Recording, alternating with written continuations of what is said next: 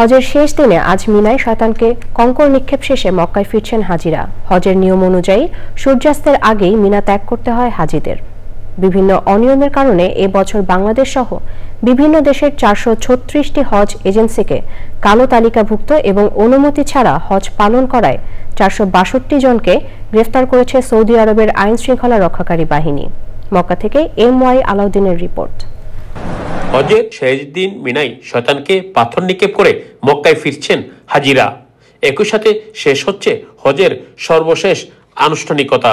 আমাদের এবারকার হজ সত্যি এবং আইন শৃঙ্খলা সর্বদিক দিয়ে সহযোগিতা করেছে এবং পরিষ্কার পরিচ্ছন্ন ছিল সর্বদিক থেকে, এবং আমাদের মিনার মাঠ, আরাফাতা মাঠ সবই সুন্দর মতো ব্যবস্থাপনা ছিল। আলহামদুলিল্লাহ আমরা সুন্দরভাবে হজ শেষ করছি, দেশি সকলের লাগিয়া দোয়া করছি। কিছু ক্ষেত্রে সমস্যা থাকলেও হজ যাত্রীদের নিরাপত্তা বিধানে আইন শৃঙ্খলা ব্যবস্থাপনা অবৈধ হজ যাত্রী রোধে ব্যাপক উদ্যোগ গ্রহণ করায় কোনো প্রকার দুর্ঘটনা ঘটেনি।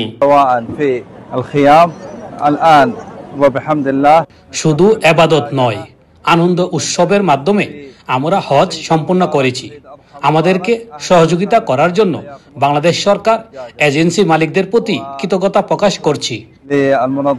বাংলাদেশের সরকারি বেসরকারি হজ যাত্রীদের মিনার কার্যক্রম শেষ করে মক্কায় ফিরছেন। 10 জুন থেকে শুরু হচ্ছে বাংলাদেশি হাজিদের ফিরতি হজ ফ্লাইট। আমরা আশা করছি আমরা একটা সুন্দর, স্বচ্ছন্দ, নিরাপদ, আনন্দময়, ধর্মীয় ভাব গাম্ভীর্য নিয়ে একটা হজ আমরা উপহার দিতে পেরেছি। এর জন্য আল্লাহ তাআলার শুকরিয়া জ্ঞাপন করি। শেষ দিন জামারায় পাথর নিক্ষেপ করে হাজিরা চলে যাচ্ছেন মক্কার উদ্দেশ্যে। এভাবে শেষ করছেন হজের সর্বশেষ আনুষ্ঠানিকতা। আল্লাহ রাব্বুল আলামিন হাজিদের সকল কার্যক্রম কবুল করবেন এই প্রত্যাশায় মিনা ময়দান থেকে MY আলাউদ্দিন, চ্যানেল আই। এই ঈদে জামা জুতো অ্যাক্সেসরিজের ডিসকাউন্ট।